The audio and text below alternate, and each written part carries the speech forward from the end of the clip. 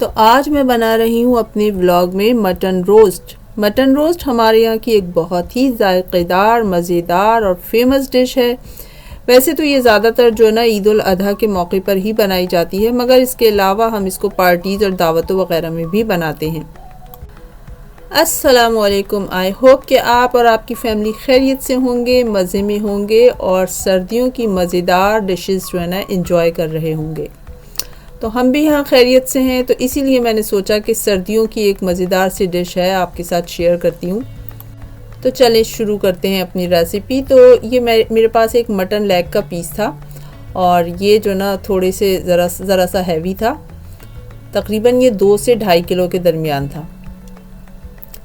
तो इसको जो ना मैंने अच्छे से इसकी चर्बी शर्बी निकाल के जो ना इसको साफ़ सुथरा कर लिया था और उसके बाद मैंने इसमें कट शट भी लगा लिए थे। थोड़े इसमें ना थोड़े से डीप कट लगते हैं अकॉर्डिंग टू जैसे आपके पास कितनी थिकनेस है।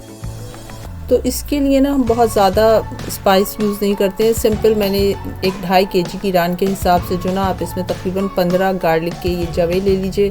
1-1 इंच के जो है ना ये तकरीबन 4 से 5 जो है ना अदरक के पीसेस हैं और ये हरी मिर्चें हैं तकरीबन 4 से 5 ले लीजिए।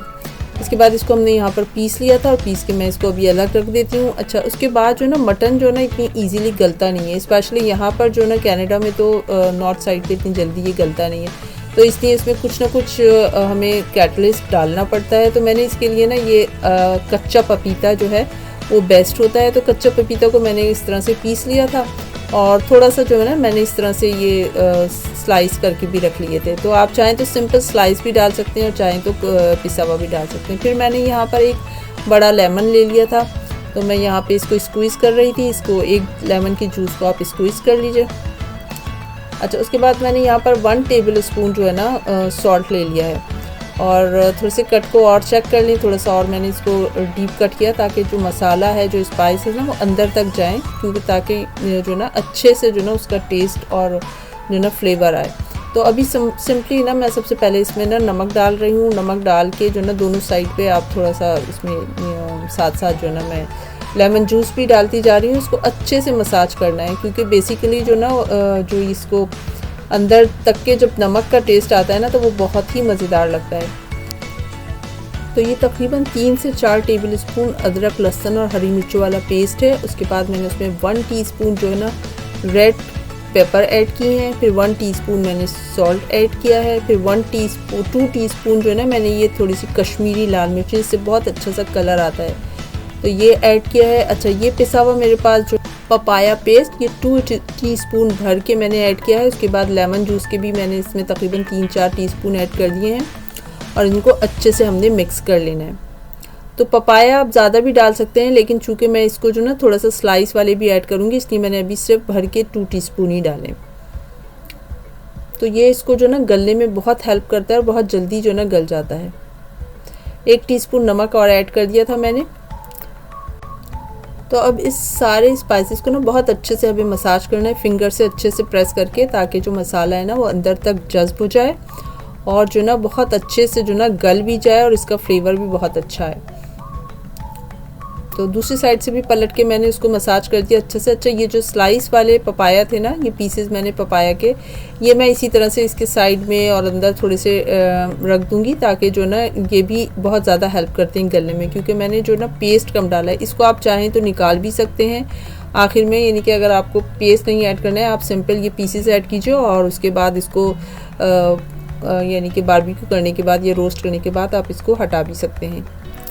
तो ये बाकी जो मसाला बचा हुआ था वो भी मैंने इसमें ऐड कर दिया अच्छे से और इसके बाद मैं इसको इस फॉइल से जो ना कवर करके इसको मैं ओवरनाइट रख दूँगी फ्रिज में। आप चाहें तो इसको जो ना कम से कम एटलीस्ट 4 से 5 घंटे जो ना रखें, ताकि बहुत अच्छे से जो ना तमाम जो इसके फ्लेवर्स हैं और स्पाइसेस हैं ना वो इसके अंदर इन्फ्यूज़ हो जाएं।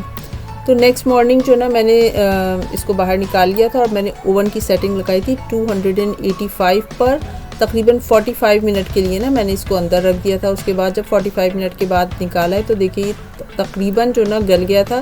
फिर मैंने इसका सारा जो जूस था ना वो एक कप में निकाल दिया था और इसको इसकी साइड जो ना मैंने इसको फ्लिप कर दिया था, दूसरी साइड पे रखा और ये इसकी बोन्स ना अभी से क्लियर नज़र आ रही है, गोश्त इसमें से तकरीबन हट गया था। तो अब ये मैंने इसकी साइड जो फ्लिप किया ना, तो इस पर मैं इसका ये जो बाकी बचा हुआ इसका जो ये ब्रोथ था ना, शोरबा जो बचा हुआ था वो मैं इसमें डाल दूँगी। इसके ऊपर थोड़ा थोड़ा ऐड करूँगी ताकि ये जो है ना ड्राई ना हो और अपने इसी फ्लेवर में जो ना गल जाए।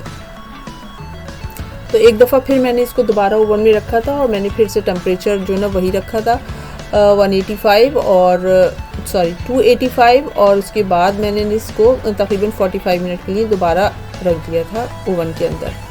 मटन के जो ना हेल्थ बेनिफिट्स भी जो ना बहुत ज़्यादा है, हमको इसको ज़रूर अपनी जो ना डाइट में ऐड करना चाहिए, क्योंकि इसमें ना प्रोटीन और आयरन के अलावा जो ना दूसरे न्यूट्रिएंट्स भी होते हैं जो कि हमारी अच्छी हेल्थ के लिए ना बहुत ज़रूरी हैं। तो यहाँ पे जो ना मैं छोटे वाले जो आलू होते हैं ना, जो बेकिंग पोटैटो कहलाते हैं, उनके ऊपर थोड़ा सा मैं उनको अच्छे से वॉश करके उसके बाद इसमें मैंने थोड़ा सा नमक जो है ना स्प्रिंकल किया है और साथ में थोड़ा सा जो ना ऑलिव ऑयल मैं इसको डाल रही हूँ। इनको अच्छे से इस तरह से जो ना मिक्स करके उसके बाद हम इसको थोड़ा सा जो ना स्टीम करने रख देंगे। मैं प्रेशर कुकर में रखूँगी जो इंस्टेंट पॉट है मेरा, तो ताकि ये जो फटाफट गल जाए, क्योंकि तकरीबन हमारा जो ना मटन भी गलने के करीब आ गया है। उसको मैंने एक दफ़ा और निकाल के देख लिया था। उसके बाद अब उसको सिंपल जो है ना हमने रखना था दोबारा से, ताकि जितना भी उसका जो एक्स्ट्रा पानी वगैरह है ना वो अंदर से ड्राई हो जाए और ऊपर से एक जो ना बारबेक्यू वाला और बेकिंग वाला जो ना उसका टेक्स्चर आ जाए। तो यहाँ बस पोटैटो को जो ना मैं इसमें फॉयल में रैप करके मैं इंस्टेंट पॉट में रख दूँगी ताकि ये जो ना जल्दी से जो ना गल जाए। मैं प्रेशर कुक करूँगी इन्हें और उसके बाद जब ये गल जाएंगे ना तो उसके बाद इसको हम थोड़ी सी देर के लिए ना बेकिंग पे रख दूँगी ताकि वो जो ना एक ड्राइनेस थोड़ी सी ड्राई हो जाए। तो यहाँ पे हमारा मटन लेग ऑलमोस्ट रेडी हो गया था। देखिए इसकी बोन्स भी नज़र आ रही हैं, बिल्कुल वो जो ना मीट से अलग हो गई थी। तो थोड़ा सा ड्राई लग रहा था, तो जो मैंने साथ में बचाया हुआ था इसका अपना जो शोरबा था वो लेके और थोड़ा सा उसमें जो ना बटर या घी डाल के इसको हल्का सा ऊपर से ब्रश कर दें तो बहुत अच्छी सी ग्लेज एक फील आ जाती है और शाइनी सा बन जाता है ये। तो साथ में जो पोटैटो थे उसको और थोड़े से टमाटर लेके मैंने हल्का सा जो ना 2 या 3 मिनट के जितना मैंने उसको ग्रिल कर लिया था और साथ में ये जो ना सैलड रेडी कर दिया था। और उसके बाद ये पोटैटो ऑलमोस्ट गल गए थे और बहुत अच्छी इनकी भी जो ना शाइनिंग सी, क्योंकि जब इसको आपने बेक किया ना तो उसके बाद बहुत अच्छा इसको जो ना टेक्स्चर आ गया था इसका।